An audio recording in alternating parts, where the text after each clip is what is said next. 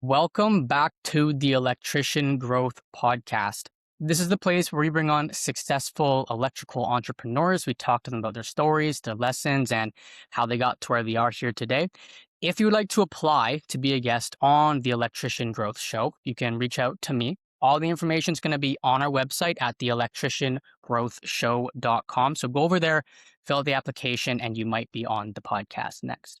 Now, guys, today we have Eric calling out of Minnesota. Eric, how's it going? Good. Happy to be here. Amazing. Thank you so much for taking the time to come on the show. I think just diving in, can you please just introduce yourself, tell us who you are, and how did you get started in the field? Yeah. Well, like you said, my name's Eric, and we're out of just south of the Twin Cities in Lakeville, Minnesota.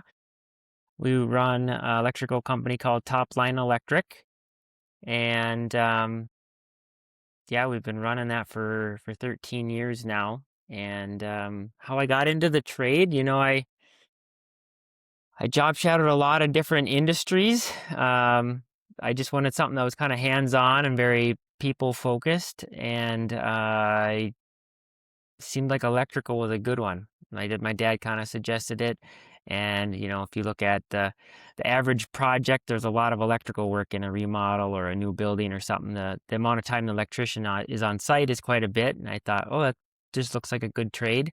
So I went to Mhm. school for it, and the rest is history. So, Okay, so how many years ago did you start studying the trade?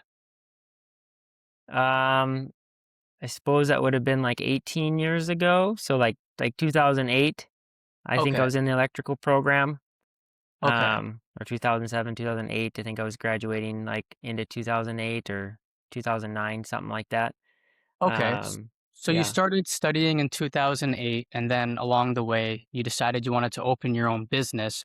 What inspired you to start your own operation? Why did you want to become an entrepreneur? Yeah. So my dad was an entrepreneur. He had his own commercial refrigeration, heating and cooling business. So definitely wasn't something that was foreign to me. Very used to that. Both of my grandpas had their own businesses, so it's just kind of something that was in the family, I guess. Uh-huh. Something I was used to, right? It didn't really scare me necessarily, but um, I I really wanted somewhere where I could set something in place where we could really serve the customer the way I wanted to serve the customer. And I also wanted um, a space where employees felt cared for. So I wanted to be able to take care of employees the way I wanted to be able to that I wanted to be taken care of. Like when I worked at different places, I had, all great places I worked at, but you have different bosses, different management, different environments. And I just kind of took all of those and thought, you know what, I think there could be something better. I'm sure that there's good companies out there, but I think a lot of companies, um, the employee kind of loses uh, the attention that they need. You need to really take care of an employee and treat them well so that they can carry on your mission to take care of the customer. And so that was part of why I went out on my own, was just to be able to provide a space like that for other people to work in. Okay, I hear you. So, what are some of the things that you're focusing on and doing to ensure that your employees are in that strong environment where they felt like they're taken care of, they're being treated with respect, and you have a good culture within the business? Yeah, that's a great question. I want to do more, so I can't say we've ever arrived, but I think just part of just being open and honest with them on what workflows look like, how their performance is doing. I think just having like some core values, mission and vision statements that you just kind of we reread those off at our company meetings once a month. So just being able to communicate with people and I it's very much of a two-way street. We're talking with them. It's like, hey, okay, so we're running the schedule like this. Could we be doing it a different way? Or we're seeing problems on this type of a job.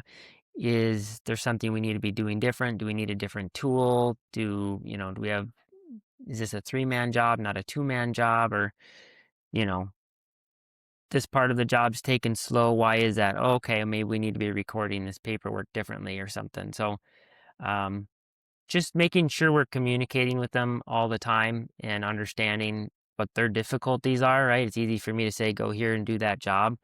And, but understanding, like, I appreciate when they put in the extra time and stay an hour late to finish a job for a customer, or, um, something doesn't go the way I planned it and they still figure out a way to do it, another way to do it, or they take, they do little things that I didn't ask them to do to take care of the customer, make the customer feel seen and heard. And so, um, just giving them the freedom to be able to do that, and then also acknowledging when they do that, that they're going above and beyond, that they're doing the best that they can do.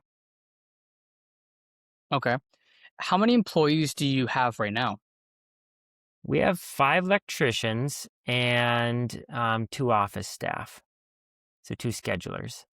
Okay. And have you ever had to fire somebody from the business? That's a great question. Um,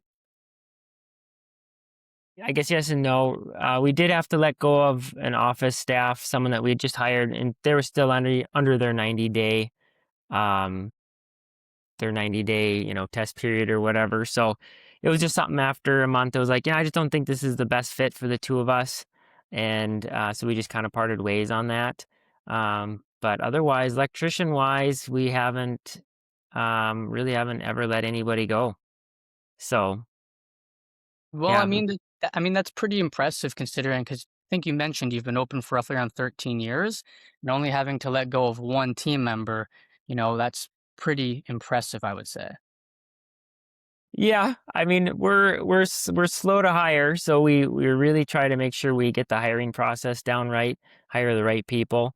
Um, and it's not to say that we've had a few people leave over the years, just either the apprentices that have taken on other career paths, or something like that. But for the most part, we haven't hired a ton, but we also haven't had yeah, really haven't had much turnover at all. So that's been a blessing.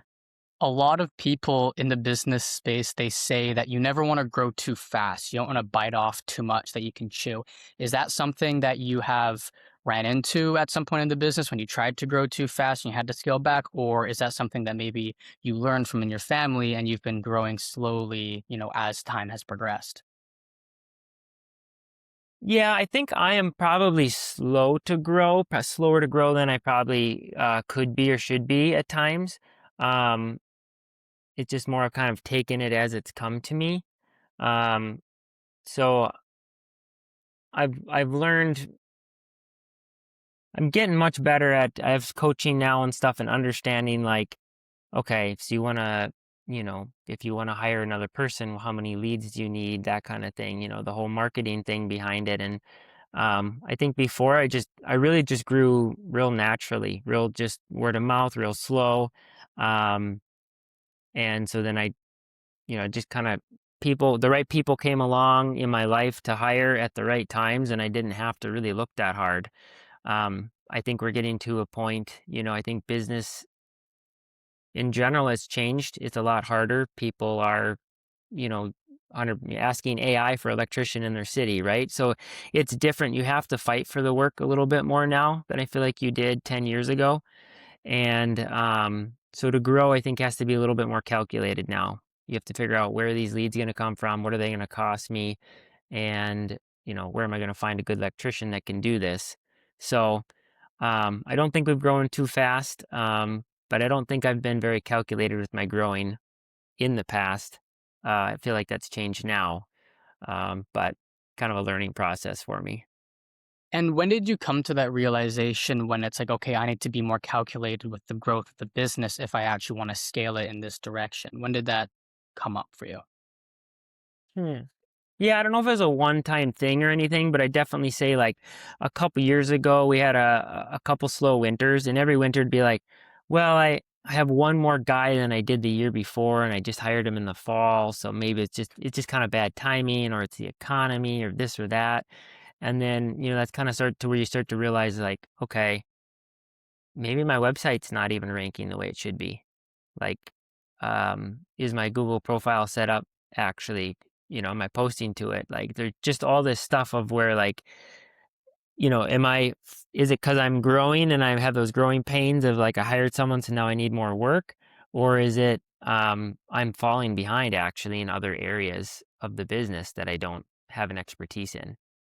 And so I think it was a slow realization of that, of just realizing I need to, you need to have a full package. It's not just about how many electricians you have. It's everything in the background, is that set up correctly? Okay.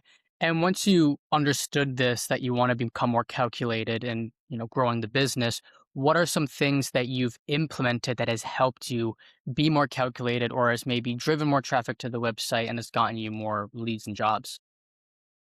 Yeah, well, we did, I don't know what it was, maybe a year and a half ago, 2 years ago, we did have someone redo our website. I think that helped a lot. Um, people like to hire someone that they know, like, and trust is kind of what we go by. And so we really upped the game when it comes to Facebook. Just organically posting on my own Facebook page and on our business page with just stuff about life. Like I was kind of off Facebook. I was on Facebook doing stuff, but I didn't post stuff. I'm not posting pictures of my kids or what I'm eating for lunch or something like that. But just kind of jumping back on there a little bit more and just being like, just posting about work or reviews or what my employees are doing or something that they did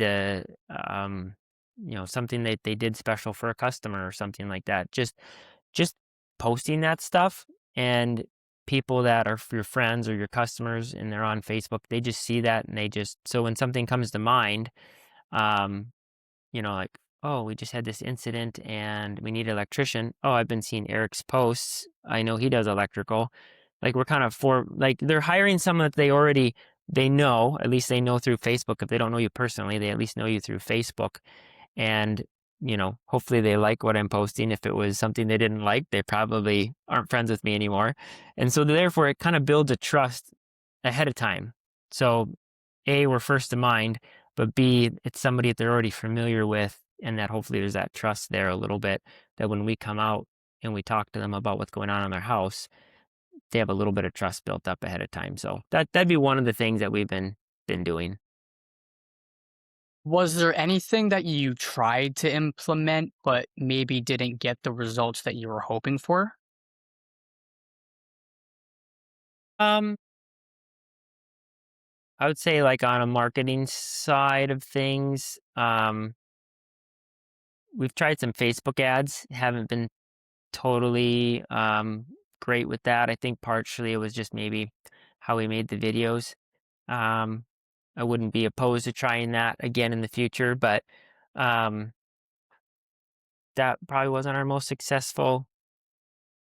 So that was like Facebook ads specifically, so not just like our organic posts or whatever, but Facebook ads trying to, educate people about their electrical panels, and that if they don't know anything about them, which most people don't, they should probably get it looked at. And we'd be willing to come out and take a look at it for them. And um, that didn't pan out the best. And so I think we need to kind of regroup on that one before we try that again. So, Got it.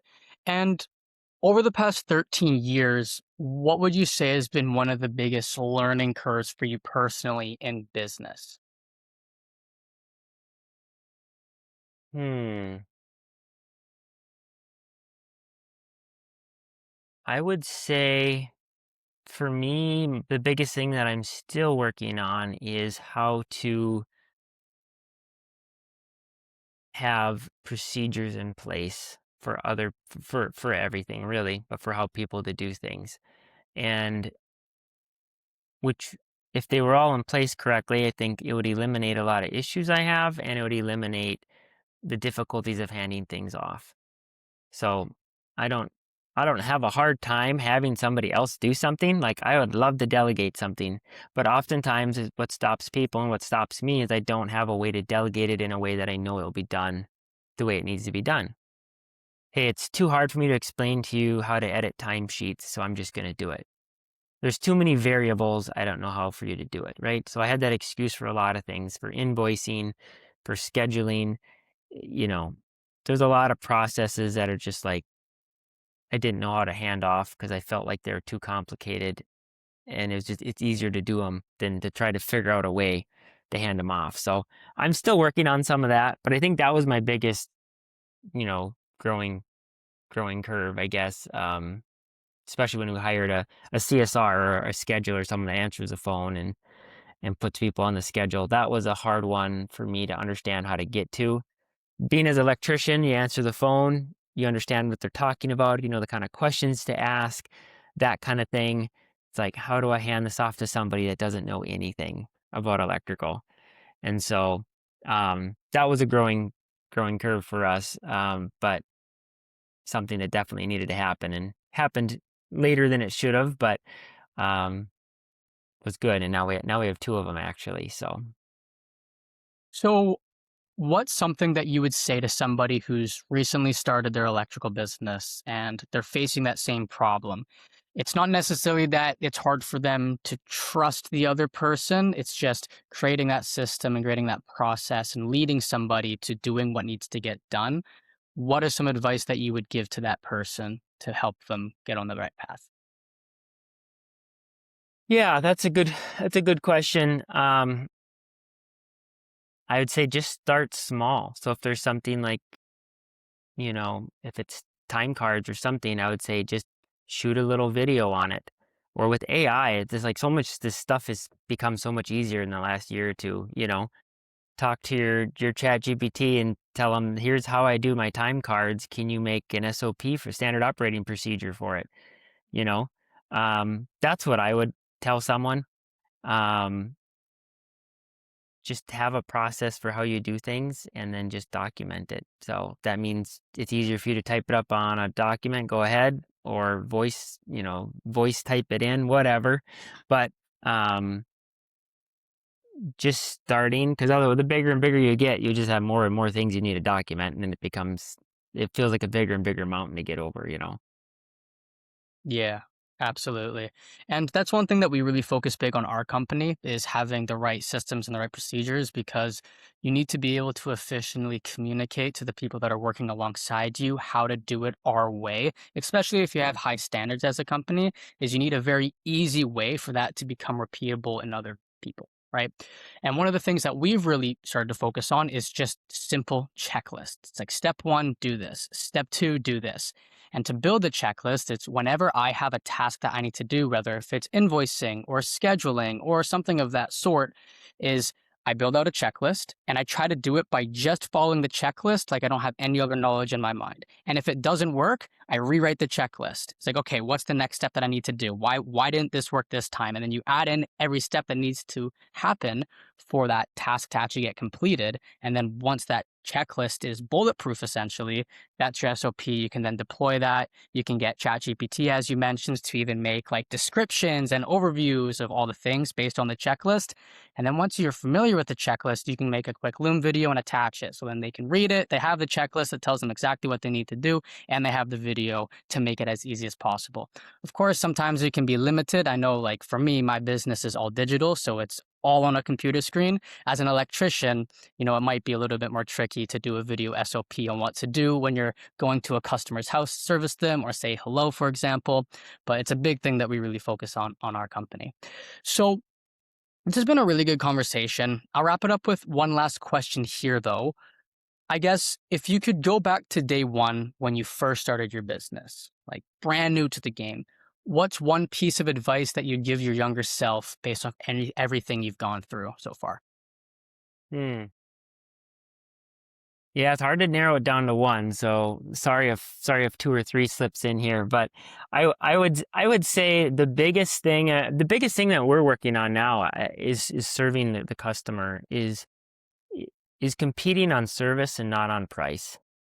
So, finally, I think so many electricians, we price ourselves based on what the other guy down the street priced themselves at. And hey, we'll be $5 cheaper so that we can get in the door. And then, oh, we hired someone or we gave them a raise. I guess we'll bump our rate $5 or. And so I think really realizing your pricing, what you need, what your costs are, what do you need to charge to be profitable which might be more or less than the guy down the road, depending on what his costs are, right? And so figuring out your price and sticking to that, knowing like you have first and foremost, your company needs to make money and be profitable so that you can be in business 10 years from now and warranty those customers the way that you're promising that you will. You need to be around. And so that's what we've really figured out. And that's what I'd say someone starting out really need to figure out your pricing and stay on top of that. And then I would really compete on service. How can you come to a customer different than somebody else, not just coming out there on, well, here's your option, take it or leave it. That's why we really stress on coming out and giving a customer, we try to give them 6 options. Like, hey, you call us out for this. I saw these other things that are related. I saw some things that are not related. I don't care what you go with, but I wouldn't be doing my due diligence as a licensed electrician coming into your home to not tell you all these things. So let me give you 6 options. The top option can be taking care of everything 100%. You don't have to touch anything. And the bottom option is here's the Band-Aid fix just to get your one issue taken care of, right? And so giving them the option to be able to choose, emotionally choose what satisfies them, and then also financially choose what fits in their budget versus, the way we used to do would be to come in and be like, if it was my house, this is what I would do. Well, that's what I would do. There's normally more than one way to do something. There's a good way, a better way, a not so good way, but there's multiple ways of doing something that can still get different results. And so just being there to educate the customer and help them choose, but giving them a choice. Not between me or the guy down the street, but which one of these options that we've laid out for you works best. So, doesn't mean you'll get an option that, obviously not everybody wants to work with you. That's fine. But just being able to walk away with peace of mind. Hey, I told you about the problems I saw, it- and you know it. That way, some guy down the street can't walk in and be like, "Wow, the last guy didn't even tell you that this or that was broken." It's like, no, we told you. Like that's off our chest. And so, just I've seen a lot of reviews and stuff come from that of people just really appreciate just the options and knowing, being educated, but without being forced to make a decision on something either. And so that's what I would say would be a big thing. Yeah, and it sounds like it's really like if you want to serve the customer, you just genuinely have to care. And it's like, what is everything I can do to just help them? It's like, don't have in the back of my mind is like how much money I can make or how profitable I can become. It's like, how can I just help them? So if I walk into somebody's home and I see it's like, that is also something that could be a problem or could be making the situation worse. Just to help you guys out, I'm going to let you know because it's the right thing to do. Not because I'm going to make any more money. It's just because I care about my customers. And the thing is people will feel that authenticity. And it doesn't matter if you charge $5 more or even a couple $100 more. They want to work with people that they trust and genuinely care about them, right? Yeah. So it sounds like Yeah. that's the biggest thing there with the options. It's like, I care about you. Here's everything we can do to help you. No pressure. Choose whatever works best for you. Yeah. Absolutely. Okay, beautiful. Well, this has been an amazing conversation. So, I guess where can our listeners find you online? Do you have a website? I guess you can also leave your Facebook socials that people can see. Yeah, so my name's Eric Ellefson, and you can definitely, probably the easiest would be just to find me on Facebook. We're associated with Top Line Electric, so you'll see that on my personal page, and we have our business page on there. So definitely, probably the easiest way to shoot me a chat there. You could obviously look up the company, our website, toplineelectricmn.com. You could give us a call on there too. If anybody wants to talk or anything, I love to help people along the journey or through their career. So feel free to reach out. Okay, beautiful. Well, thank you again for coming on to the show. And like I mentioned at the beginning, if you're in the space, if you own your own electrician company, please feel free to reach out. You might be a good fit to come onto the show. You can look at our website. It's theelectriciangrowthshow.com. So go over there, fill out the application. If we think you'll be a good fit, we'll reach out, we'll have that conversation, and you could be on the podcast next. All right, Eric. Thank you so much for taking the time. My pleasure. We'll see ya.